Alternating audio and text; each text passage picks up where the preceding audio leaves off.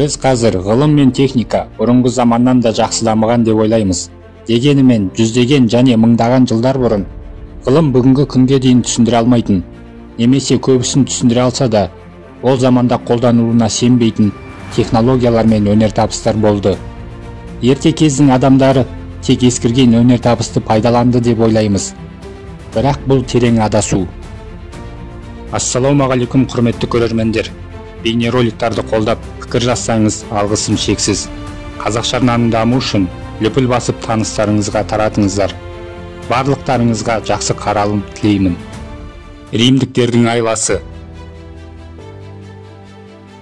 Осыдан 2000 жыл бұрын Рим армиясының алдында орындау мүмкін емес болып көрінетін міндет тұрды. Оған яһудейлердің шөлінде тауда орналасқан алынбас бекіністі басып алу керек болатын. Ол кезде Рим империясы дүние жүзіндегі ең үлкен мемлекет болды. Римнің күшіне ештеңе қарсы тұра алмайтын. Бірақ сол кездері Израильда тауда орналасқан Масада бекінісі олардың жолдарына тосқауыл болды. Бекініс еврейлердің бақылауында болатын. Онда 1000-ға жуық адам тұратын, және римдіктердің шабуылын тойтарамыз деп ойлады. Римдіктер Масадаға 10 000-ға жуық легион жібереді. Римдіктер алғашында тауды қабырғамен қоршап, ұзақ уақыт аштықта ұстап, бекіністі алуға әрекеттенді. Бірақ біраз уақыт өткеннен кейін қоршауға алынған бекіністе азық-түлік пен судың үлкен қоры бар екенін түсініп, бекіністі күшпен алу керек деген шешімге келді. Өйткені олардың әскеріне азық-түлікті шөл дала арқылы жеткізу қиынға соқты.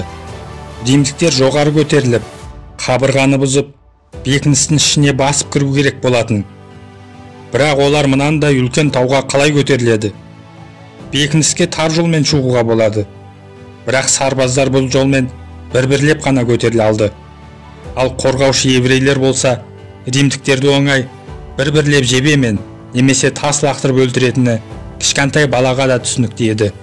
Бұл тауды бағындыру мүмкін емес болып көрінгенде, римдіктер сенуге қиын нәрсені жасады.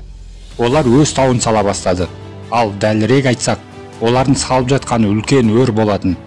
Сол кезде римдіктер ғажайып инженерлік өнер танытты. Бекініс орналасқан үстірттің үш жағы да шамамен 120 метр, ал батыс жағы биіктігі 70 метрдей болатын. Дәл сол жерде биік өрді салу туралы шешім қабылданды. Олардың алдында ауыр міндет тұрған болатын. Топырақ пен тастарды тасымалдау үшін қуатты техника пайдалансақ та, қазіргі күніде оңай шаруа емес. Римдіктер болса мұның бәрін қолмен жасады. Алдымен күрекпен, киркамен қаруланып жерді қазды. Оны иығына салып, ат-арбаларға апаратын себептерге тасыды. Бұл римдіктер салған үстірт. Дәлірек айтсақ, қазір одан не қалғаны? Тау құрылысшылары еврейлер тарапынан оқтың астында қалды. Бірақ құрылыстарын жалғастыра берді. Яһудейлер адамға да табиғатқа да мойынсұнғысы келмейтін римдіктердің шешімділігін дұрыс бағаламады. Салынып жатқан үстірттің ұзындығы шамамен 200 метр, биіктігі 73 метр, еңіс бұрышы 20 градус болды. Бұл шынымен де керемет инженерлік өнер еді. Қоршауға алынғандар күн сайын үстірттің биіктеп бара жатқанын көріп, бұл олардың ақыр екенін түсіне бастады. 2 айдан кейін өрдің құрылысы дайын болды. Енді римдіктер шабуыл бастаса болады. Бірақ бекініс қабырғаларын қирату үшін тағы бір керемет инженерлік шешім қажет болды. Римдіктер мынандай брондалған мұнара жасады. Бұл Елеополис деп аталады. Мұндай мұнаралардың көмегімен 2300 жыл бұрын Грекияның Родос қаласы алынған болатын. Елеополис инженерлік шеберліктің тамаша үлгісі және ежелгі дәуірдегі ең үлкен қоршау мұнарасы. Оның биіктігі 40 метрден сәл ғана асады. Мұнараны жылжыту үшін жүздеген адамдардың үйлесімді жұмысы қажет болды. Бекініс қабырғасында мұнара өлімнің керемет машинасына айналды. Мұндай тозақ машинасы қалаға баяу жақындаған кезде, оның жай ғана келе жатқан көрінісінің өзі жауларын қатты шошытты. Мұнаралар ағаштан тұрғызылған, ал отпен атқанда өртенбес үшін темір қаңылтырмен қапталған. Нәтижесінде тиген снарядтардың көпшілігі тисе де тайып кетіп отырды. Мұнараның ішіне баллисталар орнатылды. Баллиста дегеніміз қазіргі зеңбірек сияқты қару. римдиктер шабуылга шыкты. Жүздеген сарбаз мунараны сүйрөп жогары көтөрүлдү. Коршауда калгандар качатын жер жок экенин түшүндү. Жагдай мүлдем үмүтсүз және олардын оюн коркунуч жалмады. Римдиктер кабырганы жарып, ишке агаш кабырганы өртеп, шайкаска дайын болуп бекиниске баса көктөп кирди. Бирок жогоруда эч ким оларга каршылык көрсөткөн жок. Осулай Масадага кирген римдиктер бир коркунучтуу сүрөттү көргөн болатын. Барлык еврейлер өз-өзүнө кол жумсап өлүп жатты. Кулдуктан өлүмдү артык көрдү. Тирі калган 2 айел мен 5 бала гана болатын. Римдиктер жеңди.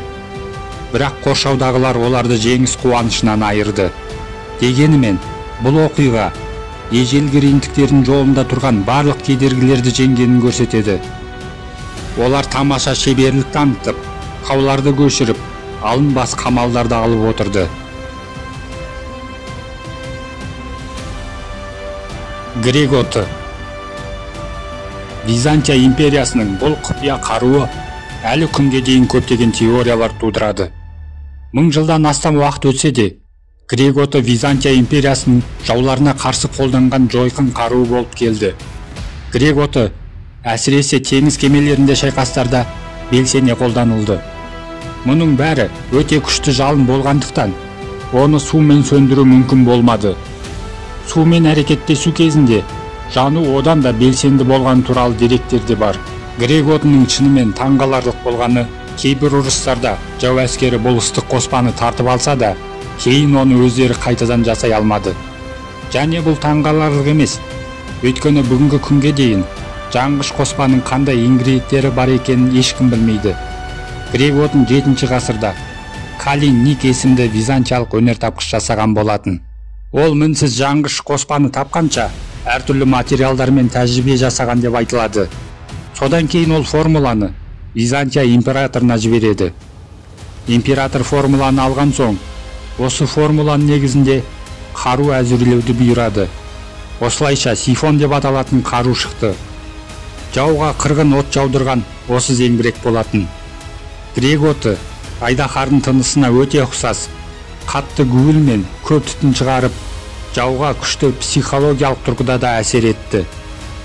Каруудун жауга тиімді әсер етуіне байланысты формуланы византиялыктар катаң түрдө купуяда сактады. Және көптөгөн адамдар Грек отунун купуясын кайталауга тырышканымен, олардын осы күнгө дейин эч кайсы сәттүү болмады.